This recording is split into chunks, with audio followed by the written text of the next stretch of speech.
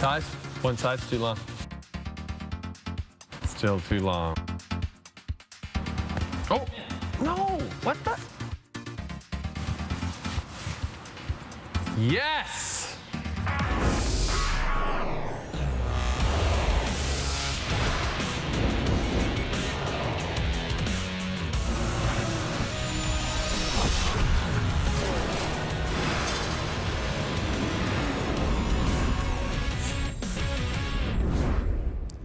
The member associations of Canada, Mexico, and USA have been selected by the FIFA Congress to host the 2026 FIFA World Cup. And that is the news that Canada woke up to or went to bed with, depending on where you are in this great country. So we say hello and welcome to Sports Center Canada, along with the U.S. and Mexico, hosts for the 2026 World Cup. You can't even grasp how big that news is. I still can't believe it in a lot of ways, because this country is finally going to get the opportunity to host World Cup matches on Canadian soil. Yes. Absolutely massive. It's going to go to 80 games in 2026, and Canada's going to get 10 of them. Mexico will get 10. The U.S. will get the remaining 60. Huge for the country, huge for Canadian soccer. It's a massive, massive thing. That's right. You mentioned first time on Canadian soil, but it has been on American and Mexican soil before. That's right, Dan. Last time it was in North America, 1994. That event, by the way, Dan, still the highest attended World Cup in history, an estimated 3.6 million spectators. So think about that. That was 3 million spectators, 3.6 million over 52 games. Now we're going to 80 games in 2026. It is going to be an absolutely huge event. Mexico, by the way, will also become the first country to host the tournament 3 times. It is indeed an historic day for soccer in this country. Rick Westhead joins us from Moscow, where Canada, the U.S., and Mexico won the vote to host the 2026 World Cup. Rick, the United bid received 134 of 199 votes. Was it a surprise that it was so lopsided? I think absolutely. You know, the United bid, Canada, Mexico, and the United States, spent the better part of the last 6 months crisscrossing the globe and trying to curry votes in favor with potential FIFA member associations. They arrived in Moscow a few days ago, still maybe a little bit unsure about whether what they'd heard was honest and frank. So they went into the early hours, the morning of the vote, moving from hotel to hotel, again, trying to really convince people who are on the fence that their bid, one that they promised offered security and a financial windfall, was the one to choose. But in the end, they still arrived at this Congress in Moscow not knowing how it was going to unfold. One big question remains unanswered. Will the 3 host nations automatically gain entry into the tournament? Victor Montagliani, president of CONCACAF, said it's a FIFA decision, although he's confident that all 3 host countries will play in 2026. The next time FIFA meets to discuss this issue is October. Rick Westhead, TSN, Moscow. You mentioned how the Men's World Cup had never been on Canadian soil, but the women's has. Canada will become the 5th country to host World Cup matches for men and women. People are probably wondering, what are the 10 host cities in Canada? Well, it's going to be Edmonton, Toronto, Montreal, the 3 cities that were in the bid book that was given by the United bid to FIFA. So from those 3, Commonwealth Stadium in Edmonton, BMO Field right here in Toronto, the Big O in Montreal, FIFA will then decide what the split up of these games is going to be. It could be that the 10 games are split between the 3. It could be that one of them misses out and the 10 games are split with 5 in 2 of those cities. We wait and see exactly what happens. We should know that maybe within the next couple of years. They're talking about 2021, Stephen, to get the final plans nailed down as to where these games will be played. Yeah, we do know there's going to be 10 games in Canada. That's the important thing. We know there's 23 cities and it'll be whittled down to 16. So, you know, certain Canadian cities could be out of that. But I think everybody has a valid point and a valid reason to be there. It would be magnificent, obviously, if we can get 3 cities and we can sort of spread this enthusiasm throughout the whole country. But it's going to be exciting nonetheless. BMO Field's going to need a little bit of work. Obviously, Big O and Edmonton's Big O's going to need a lot of work. There's talk maybe the roof coming off the Big O. We're going to find out all these details as we go along. But the important thing is 10 games in Canada, group matches, and hopefully some latter stage games. This is why I like you guys, because I said 10 host cities, and then you You politely corrected me with your answer without calling me out, so thank you. Thanks, Dan. Thank you. So, this is exciting. Yeah, we talk about the enormity of the event and the announcement.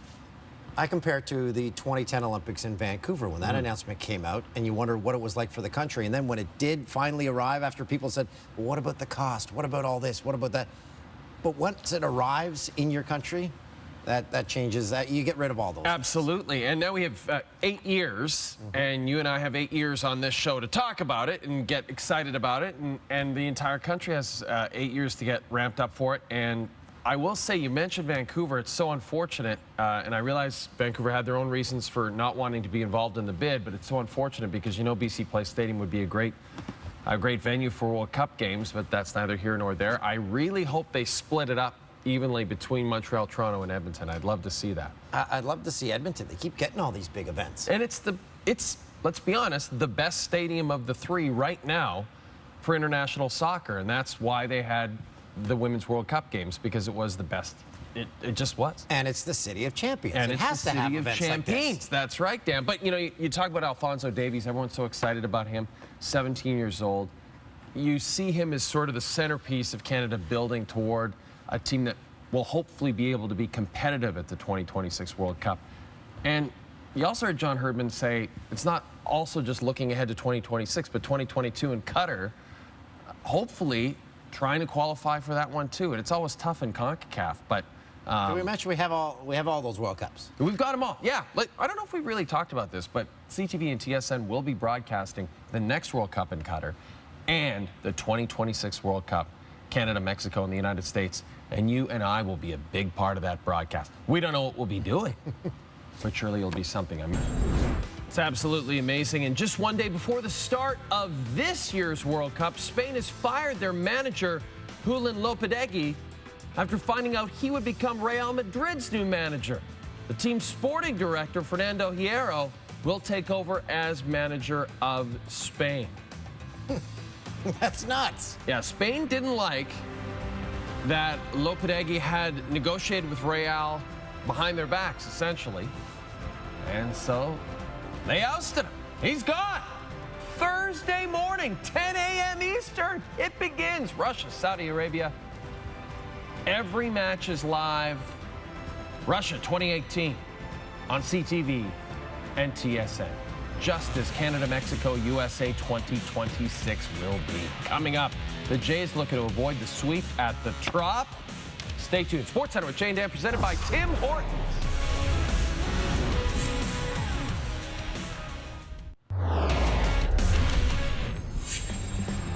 Jays and Rays. I guess we have to show you. Jay Happ, over his last 5 starts, lowering his season ERA by 1 full run. Bottom 4, Christian Arroyo. Oh, that's deep to right. Randall Grichuk. Warning track. Got it. This brushes against the wall. Next batter, Carlos Gomez. Grounds under the hole. That missed Diaz. Great throw to first. Happ went 5 shutout innings, giving up just 1 hit. 0-0 in the 8th. Justin Smoke. Hooters is still open? Still open and thriving. Nice play from Adames' butt. Still 0-0, top 9, Diaz. He got a hold of that one, deep to left. Again, this guy plays on the Rays. His name is Johnny Field. You are really fascinated by this. He was born to play baseball. Bottom half, 2 out. Rays with the winning run 90 feet away. Matt Duffy finds a hole. Walks it up. Jays held without an extra base hit for the 2nd straight game. Another great thing about Canada hosting the World Cup, if you're a TFC fan, is that FIFA was promised BMO Field would hold 45,000 people for the World Cup. And while some of that seating would be temporary, MLSC says another expansion of BMO is in the works. Toronto looking to win consecutive games for the first time all season on Wednesday as they hosted DC United. 4 minutes after DC opened the scoring, Jonathan Osorio taken down in the box. Osorio said he hopes to play in the 2026 World Cup for Canada. But on the counter, Paul Arriola, I'm sorry, I can't say his name without laughing, makes it 2-0 for DC, less than 20 minutes in, and then things get worse. Yeah, that's Luke Wildman on the call. He's won a couple of Canadian Screen Awards, just appeared on SportsCenter with Jay and Dan. He's a good friend of this program. It was a different TFC team in the second half, however. Osorio left unmarked. His 9th across all competitions this season, cuts the lead to 2 less than 10 minutes later. Sebastian Giovinco. This is an absolute beaut. Off the post, rebound Victor Vasquez. Right place, right time. TFC down only 1, 86th. Nick Hagland. The header. TFC come all the way back to tied at 3. But just before added time, Hagland's 4th career goal, and TFC somehow pick up a point at home. Montreal Impact, Orlando City. Ignacio Piatti, just 5 goals in 13 games, on pace for his lowest goal total in 3 seasons. 4th minute. Safir Tadier taken down to the box. Montreal awarded a penalty. Piatti led the Impact in goals both of the last 2 seasons. Steps up. His 6th of the season. 1-0. Montreal. Second half. Added time. Piatti sent in alone. Look at this. Oh, those are sweet feet. We're talking sweet feet. Second multi-goal game of the season. Montreal wins 3-0. Bryce Harper. He's going to be paid a lot of money once this season's over. One of, if not the biggest stars in baseball, becomes a free agent then. But one National League GM threw Harper under the bullpen cart, saying anonymously that Harper is overrated, selfish, that he's a losing player, and he cares more about himself than his team. Okay. Guess he won't be signing him. It's the Nats and Yanks and Harper. Maybe he wants to sign him, but he's trying to bring his value down a bit. Harper finished 0 for 4. 19-year-old rookie Juan Soto hitting .328 with 3 homers through his first 19 games. Top 4, 2-1 for Soto. Opposite field, no chance that's leaving the park. There must have been a breeze because it's gone. His 4th of the season. Bottom half, Greg Bird. Fouls one off the left. Now this is how you should react if you get a foul ball. Yes, this is a legit reaction that should occur. It shouldn't be an everyday occurrence. That guy's my spirit animal. Bottom 5, 21-year-old Gleyber Torres. Takes the next flight to Tappy Town. Population ball, his 12th of the year. At 41 years and 48 days combined, Soto and Torres are the youngest opposing players to homer in the same game since 1887, when Silent Mike Tiernan and Egyptian Healy did it. Top 7, Soto. 436 feet, wow. 2nd of the night. Soto responsible for 4 of Washington's 5 runs as the Nats win. Hey, Silent Mike, do you have anything to say? No? Okay. Canadian Mike Soroka returned from his first ever stint on the DL to face the Mets on Wednesday. Braves manager Brian Snitker said he would limit his 20-year-old pitcher to 6 innings, but he had good reason to extend that on Wednesday afternoon.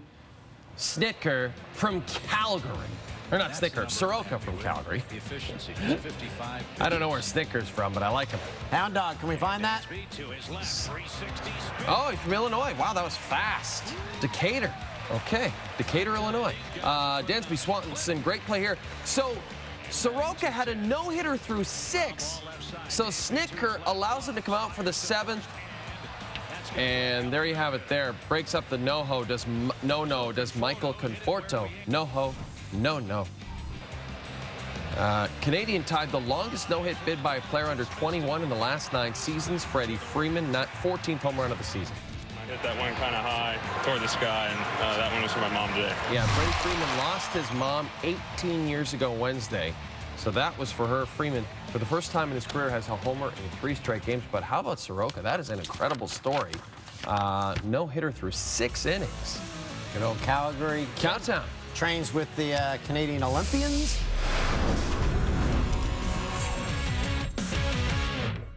Good to bad. There's a bunch of stuff. cry, you laugh, you high five. Giants Marlins with 2 on. But here's my number. So Cameron Maben shot to shallow center. Gorky's Hernandez charging goes through. No, false. Gorky's Hernandez. Jays Rays. This is just a disastrous series all around after a sweep of the Orioles over the weekend. Justin Smoke grounded to right. Willie Adames from his bomb. Kevin Plawecki grounded to short. Dansby Swanson.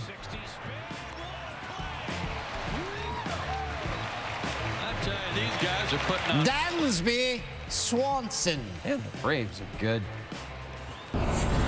Bucks and backs.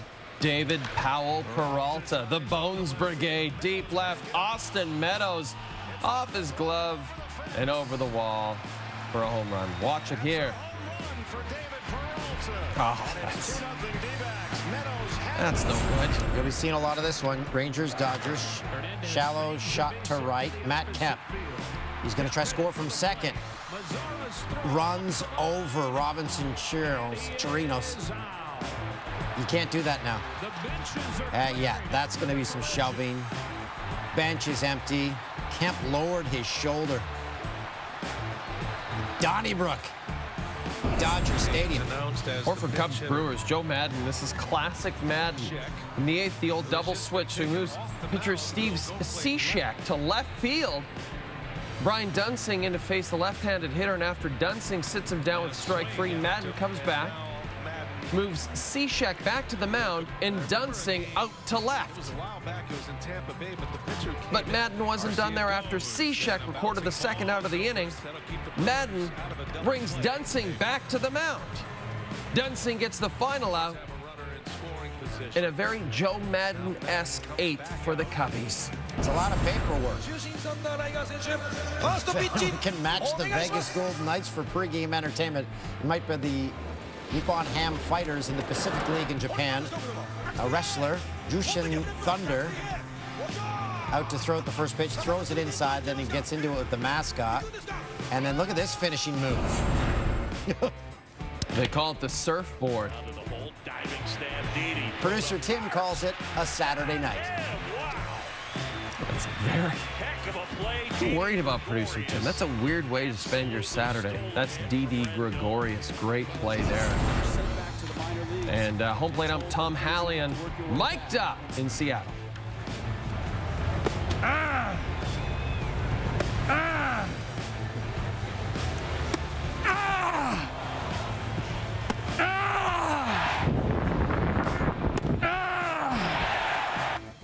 It's just grunting. Yeah.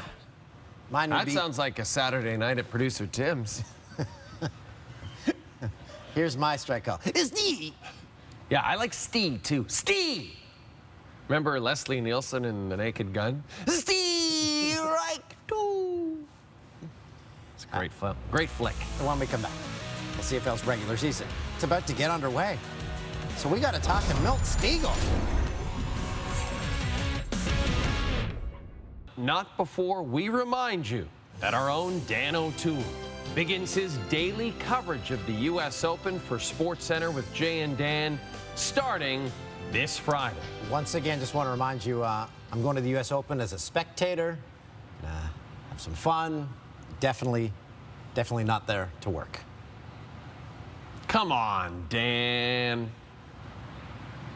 Come on, Dan. Come on, Dan. Come on, Dan. Come on, Dan. Come on, Dan. Come on, Dan. Come on, Dan. Come on, Dan. Come on, Dan. That is going to be amazing for you to attend that event this weekend. Yeah, and stay on Tiger's yacht. 155-footer. Should be plenty of room for you.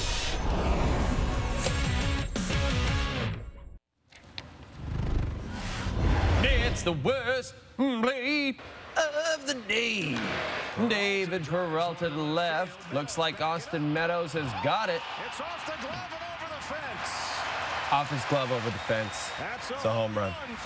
Imagine Austin Meadows and Johnny Field were teammates. How about, and Joey Bats?